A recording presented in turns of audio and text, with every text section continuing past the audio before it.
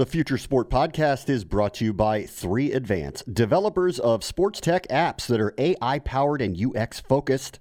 So if you're looking to create some apps for your startup or your sports biz calls for some artificial or business intelligence, you should check out 3Advance. They're incredible. Go to 3advance.com. That's the number 3advance.com. Empire.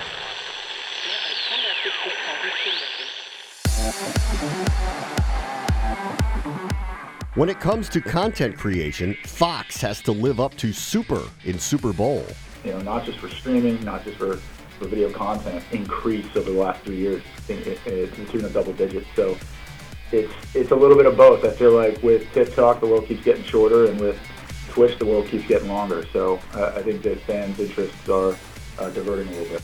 That's Michael Bucklin, Vice President, Content of Social and Digital at Fox Sports. Over the next 2 weeks, in his world, it's Jumanji. This is the Future Sport Podcast. I'm Bram Weinstein.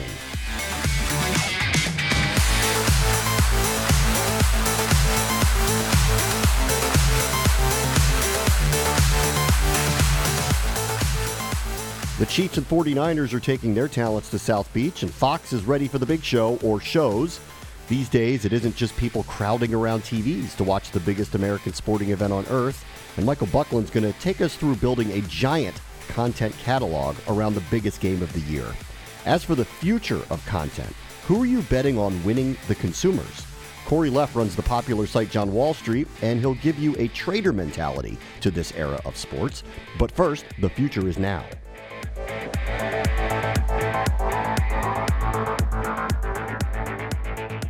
Super Bowl is right around the corner, and for collectors, there's something to note if you are going. It's the last time you're going to be able to use paper tickets to get into the game. Dan Kaplan from The Athletic joins us now. So technology is changing collectibles here. What's the reaction that you're hearing from people about this change? Well, let's be clear. The NFL is likely to go all mobile at the Super Bowl for the next Super Bowl. They didn't quite clearly tell me in my story on The Athletic that they absolutely would, but they pretty much made it clear that's the direction they are going. The reaction I got is people disappointed they won't have the real commemorative tickets. I know the league will have mementos for fans who, want that sort of thing, but the real hard ticket that you use to get into the game, that's going to be a thing of the past. Why are they doing this? Why have they decided to go this direction? Well, clearly we all know about data collection, easier to track who's in the stadium. In the era of mass fear and security issues, knowing who's in the stadium is a bigger and bigger issue. It also clearly gives the league more control over the secondary sale of these tickets.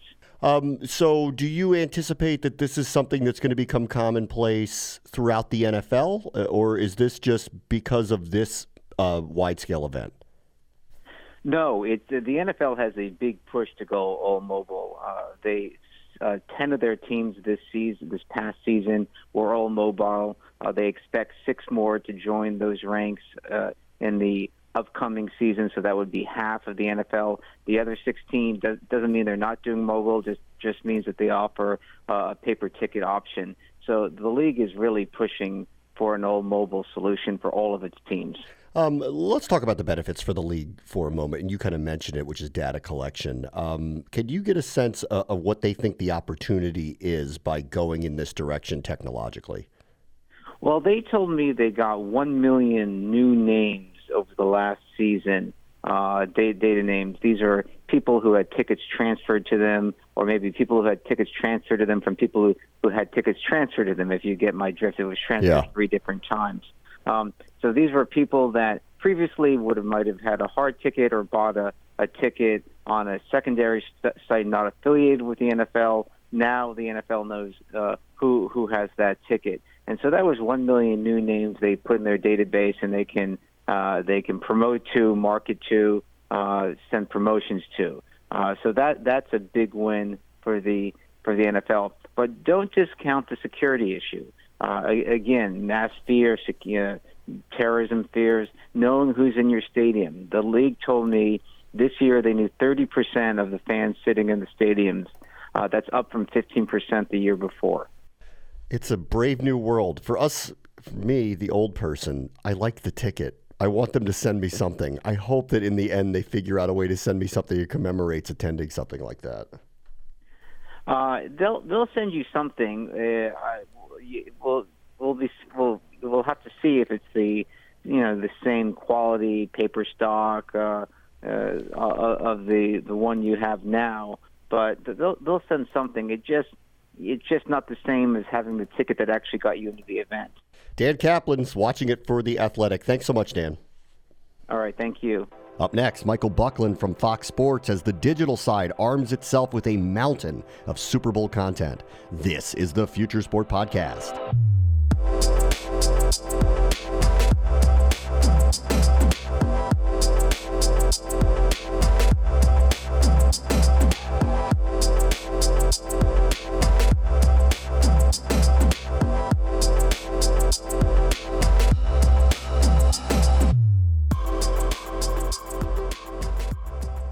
Our guest this week is Michael Bucklin, who's the Vice President of Content for Social and Digital at Fox Sports, and their marquee event is coming up, Super Bowl 54 from Miami. Hey, Michael, thanks for coming on.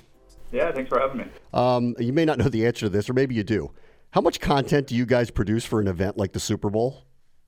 Oh, man. It's going to be probably more than we can count. We looked at November, which is a pretty event-heavy month, and I think we had 9,000 different pieces of content. So I would say for the Super Bowl, we're going to be around that 4,000 mark just for that event, I think. I mean, it's unbelievable. What type of content do the fans want these days? What are they looking for?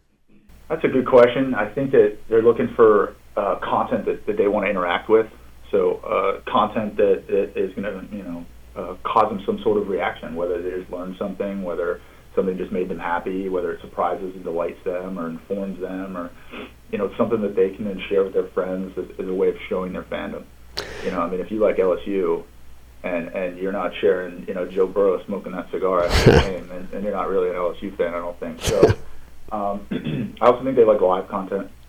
We see the most of our consumption is still happening in the live window, whether it's on TV, whether it's a live stream, whether it's social media that's produced live during events. But people love to be part of that sort of live sports bar, if you will, that live conversation that's happening while they're watching TV. And is it video driven? Is that what people want? I mean, I think that when it comes to very quick, snackable, digestible, we see a lot of people swiping, right? A lot of people are swiping up and down the timeline. They're reading a lot of tweets. They're reading short form. But something that I think people would be surprising, especially when it comes to video, is that when people have 5 minutes, 10 minutes, they're going to spend that 5-10 minutes watching a clip. And we've seen our time spent viewing per video and overall, not just for streaming, not just for video content, increase over the last 3 years to the tune of double digits. So it's a little bit of both. I feel like with TikTok, the world keeps getting shorter, and with Twitch, the world keeps getting longer. So I think that fans' interests are diverting a little bit. That's really interesting because everyone's painted with a broad brush, especially millennials and the younger generation as well, that they don't want to really interact with anything that's longer, 30 seconds, 60 seconds. But what you're suggesting is that the trend is going a different direction now. Yeah, look, you see people like Ninja and these other gamers that are streaming for 8 hours, and they have diehard fans, and we see these numbers, and they're hard to believe. But in our world, where that translates is live event viewing. We watch people, again, like streaming live events to their mobile devices is increasing double digits and has for the last 3 years. But beyond that, I look at things we do like for boxing. We're streaming fighters like Manny Pacquiao and Keith Thurman the moment they leave their hotel to the moment they enter the ring.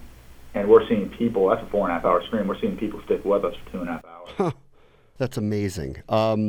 So in terms of access, because if you are going to show things like that, has that changed? Are athletes, teams, leagues, are they more open to this idea that access really matters? Yes, I think so. It's core to what we believe. We want to provide experiences for fans that, we're very lucky. We're at Fox Sports. I think we have more live event programming and more live events on our air than anyone else. And our ability to bring people as close to those events it's a wow experience for a fan when you get to, sit in that car with Manny Pacquiao and ride from his hotel to where he's going to box. I think when it comes to the Super Bowl, which we have coming up, we go back to last year, like anyone else, we got that credential. When it's our air, we have even better access. But, we got Tom Brady walking out of the locker room, shouting at different teammates, telling them, look what I just found, with the Lombardi trophy in his hand. So I think we want to take fans to those places where they just always dreamed they could go, behind the scenes, on the sideline. We have this kind of cool thing I'm pretty proud of called Fox Field Pass, where we hire students at different universities to shoot content basically right behind the pylon or as close to the sideline as possible, so we can get these unique angles even closer to the action. And so I'm a big believer in access. I think people love it. I think it just provides that fresh angle that the people aren't used to getting, and it kind of feels, instead of like you're behind this expensive camera, it kind of feels like you're standing there on the sideline, or you're standing there with Pacquiao, or you're standing there with Tom Brady, and maybe in a place that you shouldn't be, right? I'm curious, with all of what's happening now and all the engagement and the ways they are engaging, there is still the traditional broadcast of the games that you guys have throughout the year and all the other events that you have, and of course the Super Bowl. And largely, while there are a lot of advancements, especially in AI and stat production and all that type of stuff, the games are the games. They look pretty similar to what they looked like in the past, just with graphic enhancements. With what you've seen with engagement in digital and social, do you think that the actual game broadcasts, and this probably varies sport by sport, will alter to look more like what people are accustomed to in your space? I think that there'll be some adjustments. I think that there are constant adjustments. First and foremost, I think live events is going to continue to be the most valuable and stable sort of piece of this industry, right? And we're going to continue to focus on it. But as we focus on live events, how can we bring some of those fresh angles, some of those, I'm watching last night, right, like everyone else, and I'm seeing cameras on referees' helmets, which just looks like a person that's standing in the middle of play with a cell phone. We've seen, obviously, the emergence of pylon cam, and Fox has been pretty good at these little enhancements over the years. I'm always impressed when I'm in a room with someone who remembers back when there wasn't a scorebook on TV, which we call here the Fox box that Fox debuted. I'm impressed when someone recalls when they invented the yellow line, right, like the original AR/VR, I suppose. So I think that the cool thing about technology, it just brings you closer to the action, or it helps you better understand the action. And do I think it's going to look tall like a cell phone? Maybe in bits and pieces, but I think the 16:9 experience will just keep getting amplified by content that helps you better understand it and maybe brings you a little closer to it. How are you guys looking at gambling as it proliferates throughout the country? What is the priority and initiatives at Fox when that becomes maybe more commonplace throughout the country than it is right now? Well, we're very proud of it. We took a pretty strong, aggressive position by working with the Stars Group, who famous for Poker Stars, but Sky Bet, and now the latest partnership is Fox Bet. That was a pretty big line of sand. That, hey, this is where we're at now. We're fully in with the bank, so to speak. And Fox Bet is the exclusive provider of odds for Fox Sports, and we try to integrate them into as much as we can. We want to proceed with caution. We know only 2 states, Pennsylvania and New Jersey, are legalized at this point, but you're going to see it in shows that are on our air. There's hardly a show that you'll watch at Fox that doesn't have some reference to odds that are brought to you by Fox Bet. I think you're going to see it take a bigger part in the various products that we build. You're going to see us building content around it.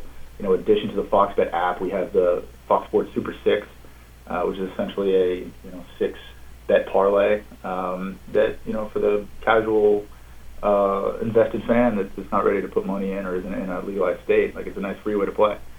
But I'm pretty proud of how we were so aggressive in jumping into this space, and I just think you'll see us do more and more over time as fans get more comfortable with it. You had mentioned a couple platforms earlier. Where do you see that going? Where is your content finding life these days? Sure. So we have a diversified approach here. Everything really revolves around that live event, right? So that live event, it's either on TV or it's on the Fox Sports app or foxsports.com or on various streaming platforms. And then we want to reach different fans in different spaces. Obviously, the fan who's on YouTube might be very different from the fan who's on Twitter, from TikTok, from Instagram. And so we deploy different strategies on these different social media platforms. We're currently mostly invested in Facebook, YouTube, Twitter, and Instagram. And that's for a variety of reasons. We like the audiences there. We appreciate the scale that we've built there. We have really good partnerships, on those platforms. So with Twitter, 2 years ago, we entered a pretty significant partnership with them for the Men's World Cup to bring every goal to you in under 5 minutes. And we had a live show every single day from Red Square. And that coverage won an Emmy. We're very proud of that. And we ran that back in France this past summer with the women's tournament, and again, we brought every goal to you in under 5 minutes, and that sort of speed and that nature of live, right? Like, we're going to bring you something in real time, every single goal in such a short period of time, so that you can follow live. That's pretty unique to our partnership with Twitter, and I think it's unique to Twitter and the type of platform they are, right? Very live platform. Whereas if you look at what we're doing on a platform like Facebook, it's a little bit more talent-driven. It's a little bit longer form, right? We're keeping most of that programming above 10 minutes. This year we had a partnership with them in which, for the first time, we brought the Fox NFL Sunday guys to the social space. Terry, Howie, Michael, and gang, had their own exclusive Facebook show this year. And then I think you look at YouTube, and we try not to put anything on there that's not above 12 minutes, right? So they're all different consumption patterns, and we certainly keep our eyes on the new ones. We certainly have our eyes on TikTok, and it's a completely different way to produce content. It's a completely different fan base, and if we make that leap, we just want to do it in a smart way. You've been doing this a long time for various networks. I've worked in this field for a long time, and it wasn't that long ago that this felt, at least from my perspective as someone who was on air, that this was very Wild West, that kind of nobody really knew where to go. Do you get a sense now that you have a better understanding of where you need to be, or are we still kind of in this nebulous space where we'll find out where people are literally going to watch things? I really think it depends. Well, I think it depends on what your business model looks like, right? If you're using these platforms just for marketing, then you're going to use the platforms that allow you to target the fan that you think is best, for you. If you're in this business like we are, to actually run a business off this, then you're going to not just look at a fan and where the fan consumes content, but you're also going to look at where you can see an ROI on your investment. And I think that in those first years, when it definitely felt Wild West. Probably years where you and I worked at the same company. We were early innovators, but we weren't making money. And we were serving fans, but we weren't serving our company very well. Nobody was, And now I think that I still don't think that, I think we've only begun to monetize this content and this engagement at a very small rate. We're nowhere near the true potential here. But I think it's interesting as people adjust their approach from just, hey, we have to be there because that's where the fans are, we got to fish where the fish are, to actually turning businesses out of these things. And as these streams become more digital, that direct relationship with fans in the digital space is only going to be more and more important, and our connection with them on these platforms to then serve them those streams or additional VOD content or potentially subscription services like our pay-per-view for PBC, that relationship on those platforms is just that much more important. So I still don't think we've reached anything near our potential, but I am really proud to see we've kind of grown out of the Wild West a little bit. We have real skill, real talent, and we have real business models now. All right, let's get back to the Super Bowl here before I let you go. Is there anything specific you want fans to know about that's going to be new this year that's coming out of Super Bowl 54 that you want to turn their attention to?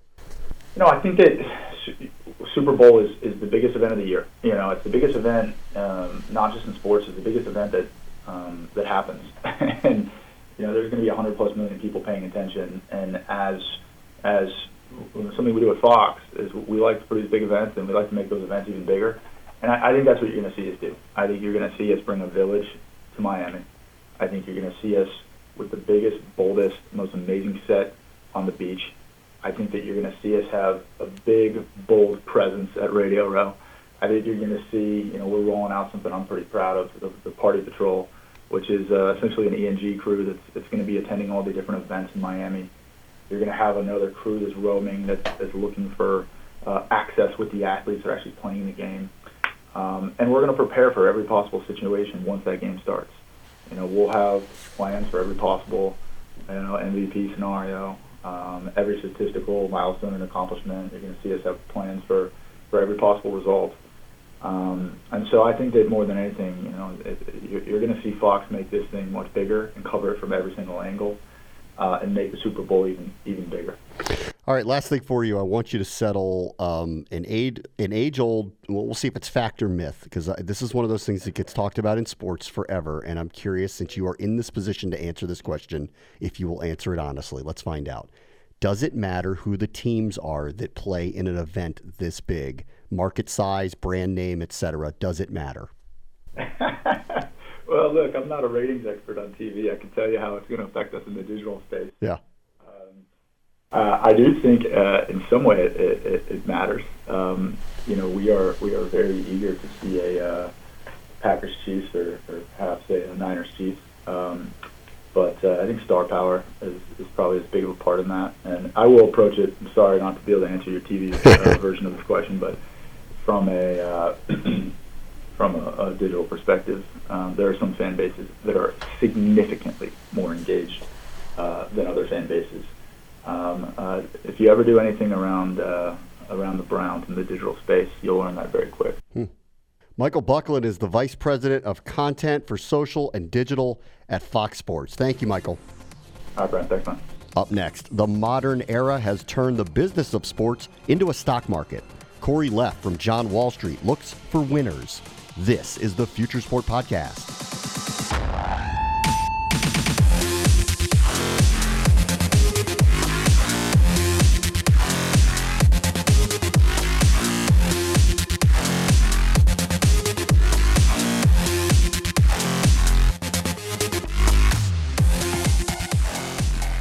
So let's take a minute here to thank our friends at 3Advance. These guys are ranked one of the nation's top app developers, but that's not all. They've helped grow a bunch of sports tech startups like Team Builder, T-Box Tour, and In-Game Fantasy, but they're also experts in user experience, cloud APIs, and artificial intelligence. So if you're looking for a dev partner to bring your future sport tech to life, look these guys up. Go to 3advance.com. They're the team to make it happen, and advance you will. That's the number 3advance.com, and tell them Future Sport sent you.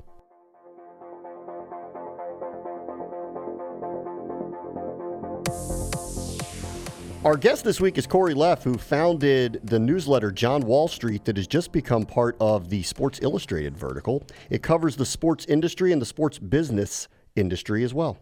Thanks for joining us, Corey. Great to have you here.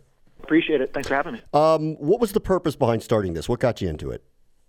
So it's funny. Originally, I was working in equity research at the time and institutional sales, and the idea behind John Wall Street initially was going to be content marketing to sell equity research. If Madison Square Garden, if Kevin Durant had tore his Achilles, as he did, and Madison Square Garden networks were to drop by 8%, I could explain why those two things were tied together and then sell a $2,500 equity research report with, in-depth financial modeling, et cetera. I think it's still a good model, still a viable business model, but it's not exactly where John Wall Street's going because the audience I built wasn't the institutional investor that I kind of envisioned. It was the sports executive, the kind of the who's who of the sports world. And so I just started, instead of writing about what I considered to be the sports side of the finance space, I started covering what I like to call the finance side of the sports space. And I think there's a little bit of a difference there. So let me go back to the original intent then with you. So one of the things that you talked about as an example would be something that would be potentially foreseen but completely unforeseen. You don't know that Kevin Durant is going to tear his Achilles tendon. So could you kind of back up to how having that information in real time would help an institutional investor? It wasn't necessarily that I was looking to let me back that up even a little bit. The idea, generally speaking, MSG is probably not the best example. It was just an easy example for me to give.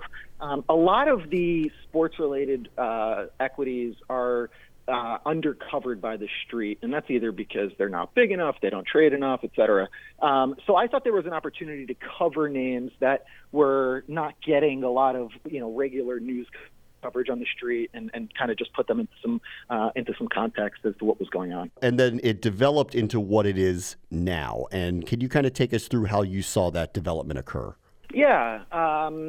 So really early on, I started to get. I linked up with Joe Fav. Are you familiar with Joe Fav? Yeah, I know Joe. Yeah. Sign up for Joe's newsletter. Joe is. He's the man, and he knows everybody. For those who don't know, he is a major sports PR guru. He is. Yes. And so I linked up with Joe really early on. He introduced me to just a couple high-profile PR people, which ended up resulting in some high-profile interviews, which resulted in some high-profile readership, and it just became very cyclical.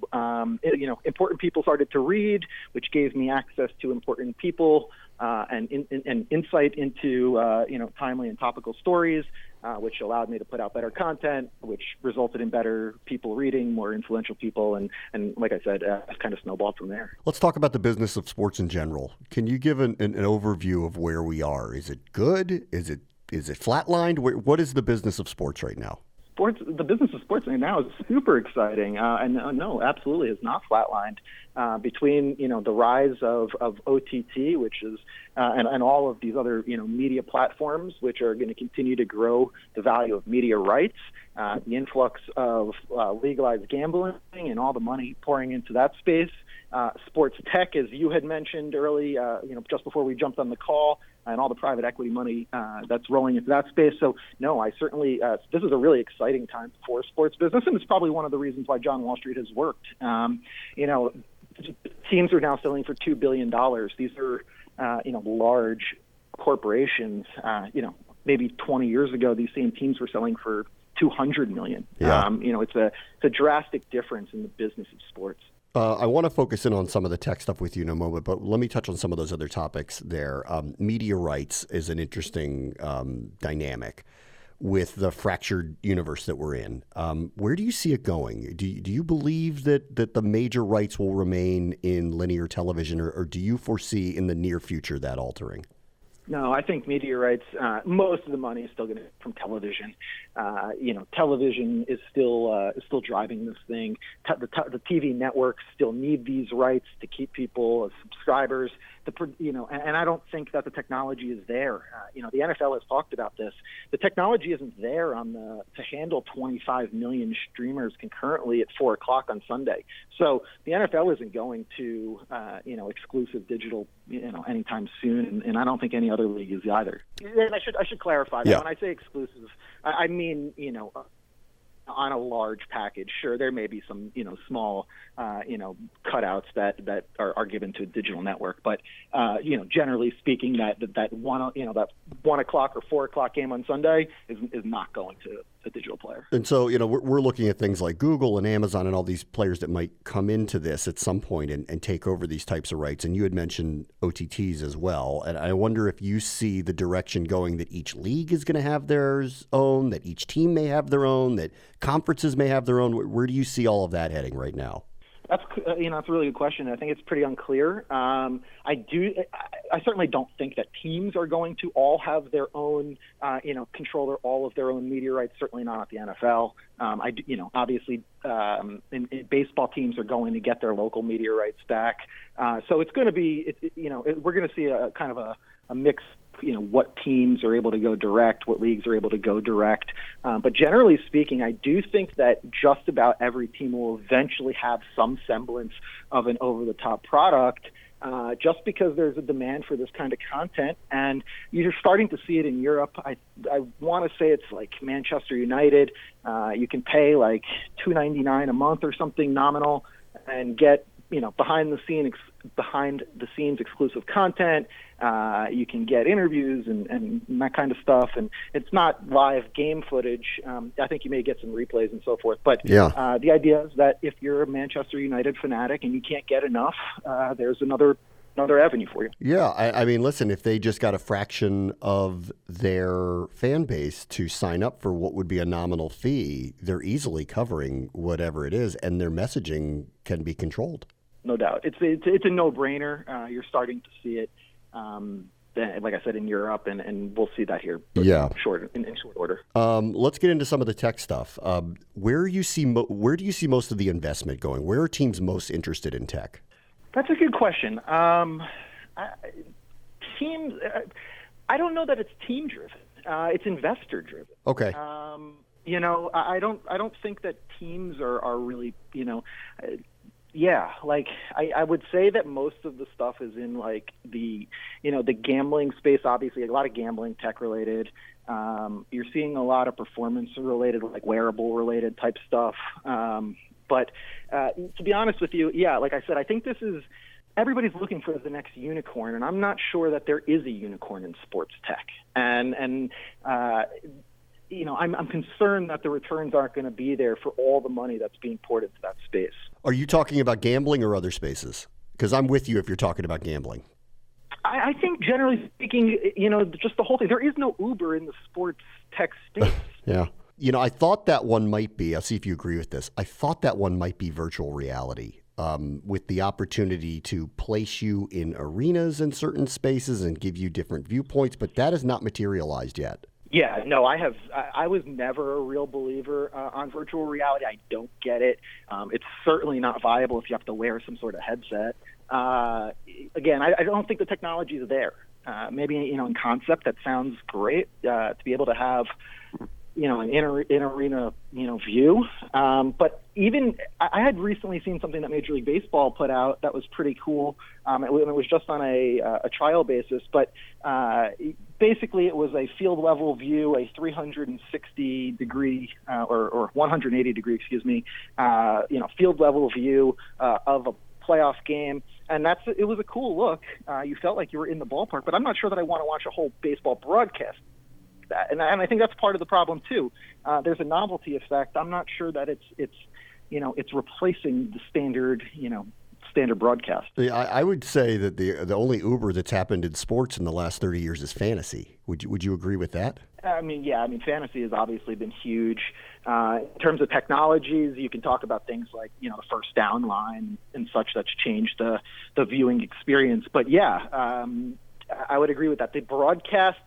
The sports broadcast is the same as it's been since 1950. It's two guys in a box and a high-angle cam.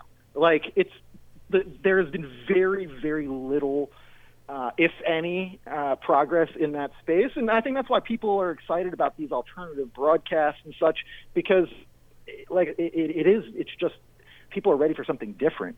But at the same time, we haven't found anything better, so people continue to go back to the former player and play-by-play guy, and we call the game. Yeah, I guess, and even whenever someone does come up with whatever that broadcast alteration is that modernizes it, it can just be replicated. There's no Uber in that. Everybody could do it if it was popular.